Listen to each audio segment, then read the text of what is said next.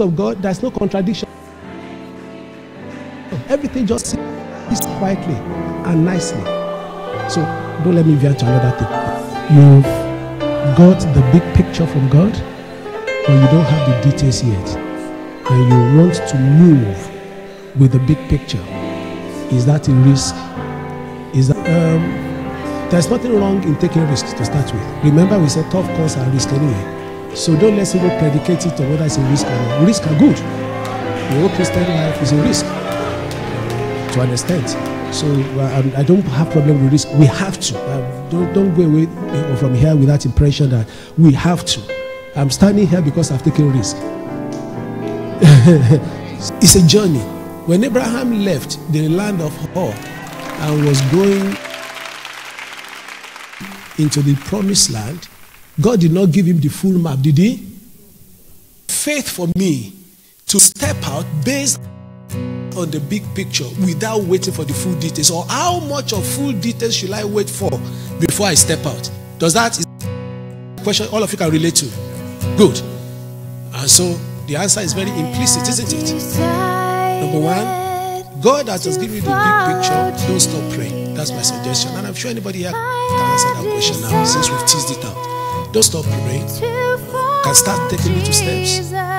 Remember your lines again. Be ready to be maneuverable. If God says, listen, it's a journey. When Abraham left the land of Hor and was going into the promised land, God did not give him the full map, did he? No, he did not. Even GPS don't give you full map. Well, you can read it if you want to, but if you really want to follow instruction of the GPS, it will first tell you, take the second exit. Good ones will say, after the second exit, prepare to turn right. You agree with me? But can you imagine for a moment the GPS in your own car as you start off from the driveway or from wherever you park, and it says, head to the main road, go 3 miles, turn right. When you go further down the road, there's a roundabout there, turn left and right, stop, there will be a traffic light, and it downloaded 10 minutes of instruction for you as you are driving out. Do you see how easy it is to reach your destination? That's exactly why God gives instructions step by step. They are easier to follow. And it's always very helpful for us to follow his pattern. He started right from I will follow. It is the devil and there's always this thing like this in chapter 3 of Genesis. There's something that should have told you. There's nothing that should have told you for that moment. When you needed to know it, you will know it. Leave your father's house, your kindred, and your family, and go to the land that I will what? Show you. Still I will follow. Though none go with me, still I will follow.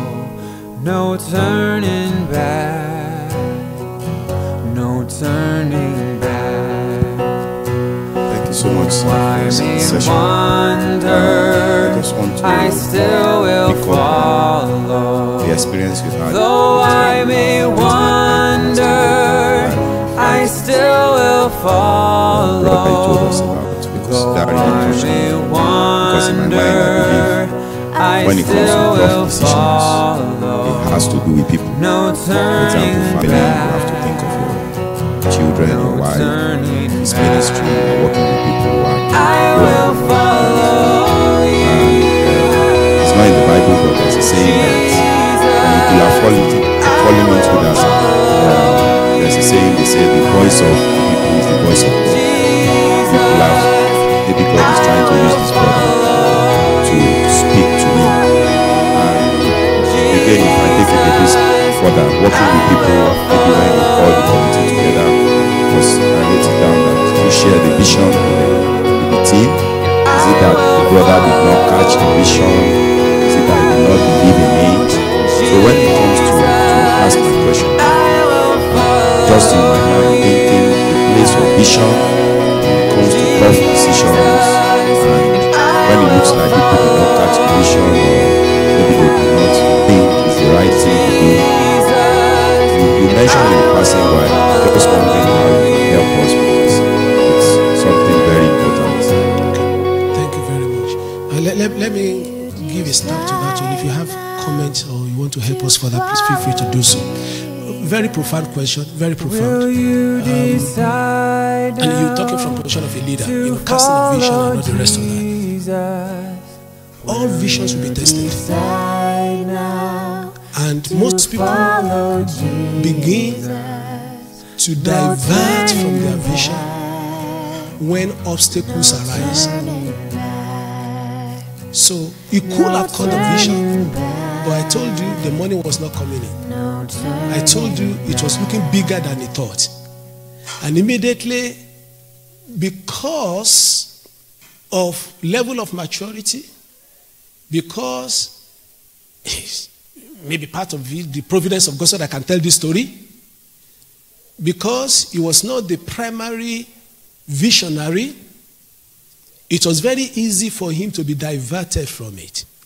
There are many people that started out in the Bible. They could not reach the land. Israel wanted to get to the promised land, but opposition and obstacles of life changed their vision. So, many a times you cast vision, even as leaders, and you are very right. If God had not been gracious unto one, I could have used that sound principle. You don't even need to use the secular saying or the voice of people. I could have used Proverbs 11:14. In the multitude of counsel, that's the multitude of counsel. Those are my counselors. So the devil could have used that as a basis for us to move away from that. So the question really that you have asked is, how vulnerable are visions on the journey? GPS. You start counting down. You are now 5 miles away from there. And you've been turning this, you've been turning that. And suddenly you recalculate. You are now suddenly 7 miles. You're still going on. If it's one of the older ones, I didn't tell you because traffic condition has made him to recalculate and change. He changes again. After a while, you start losing confidence in that GPS. An opposition of life is the greatest hindrance to any vision. And so, that is one thing leaders and everybody must factor in. It does not always go as you think it will go. But that does not mean the end has changed. The journey may suddenly have been recalculated and made longer, but never forget you will still get there. That's one area where I suggest stubbornness a little bit. Let's see how this will end. And I always guide people. I say, you pursue this for so long, get to the point of total failure, and then you will never have regret. I mean, you know that's a closed chapter. Don't stop 2 miles from there. Don't stop. Just fail completely. Then you know that that's a fail. It might take a year of your life. It might take 2. But believe you me, 5 years down the line, it will pay for itself. So, though we say we are not risk takers, you are sentenced to risk in that now. And whether you like it or not, it's a reality of life. So, sir, I think my understanding for that was not so much vision, and because I think we casted the vision. I thought they understood the vision. And because even the previous one, they would have rode on that. It's very easy now to say they just finished one. And they were not there when I said, you guys did this one. I should have just said, okay, if you did this less than 2 years ago, this is doable now. But the devil is very cunning. He decided to bring another reason. The reason is that the one you did, instead of leveraging on that, you are doing this one because you are now big-headed. And the devil will always come with something else. Amen. May the Lord help us. Amen. Okay, Pastor Eda. Yeah, I would just like to confirm that. I was counseling a man, and 32 years, I think it was, he applied to go to Bible school and everything. He fasted, he prayed, he put a deadline on it. And you know, the answer was actually in the post. And because we have no post at the weekend, the answer didn't come till Monday. So he said, no, God doesn't want me to know. And he was never, ever content. He struggled through his work. You know, he was a born leader, but he just never filled the call because he's so set.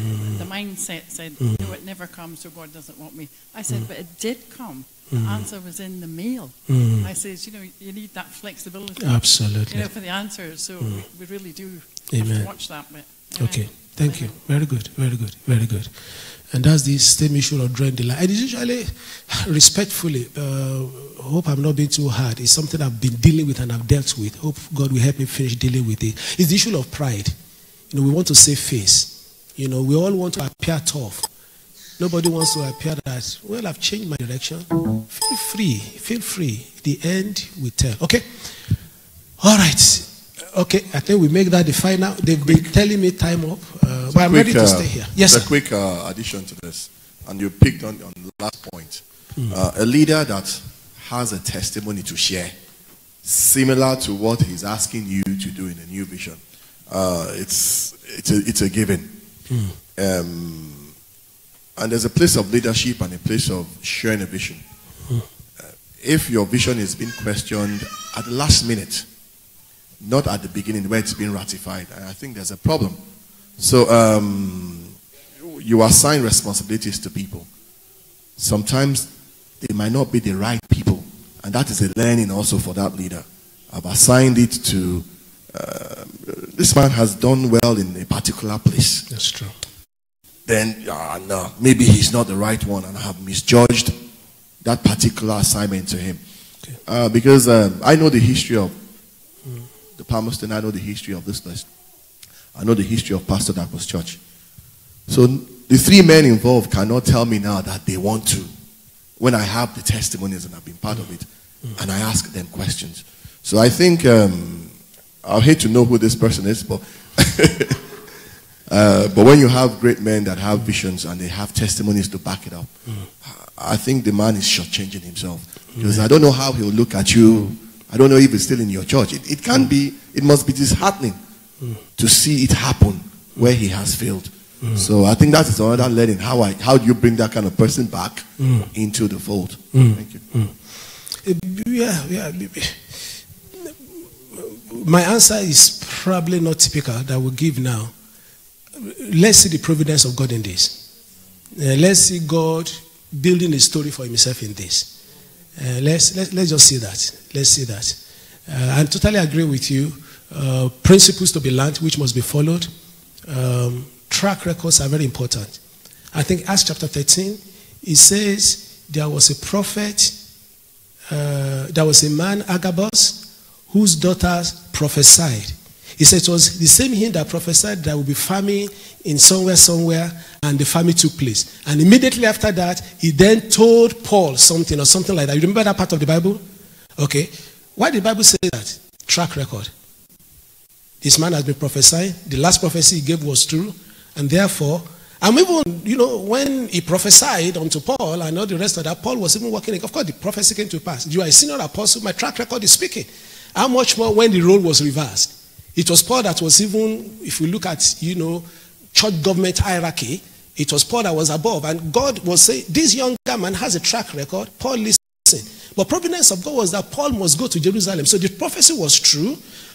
Paul decided to go to Jerusalem to Jerusalem so that he could die there and all the rest of that. So I think it's more the providence of God, but the lesson is learned for everybody, including myself. When visionary people that God has placed by our side, whether they are, people hierarchically God has placed above us, or our peers, or people that God has placed coming after us, let's look at what God has done.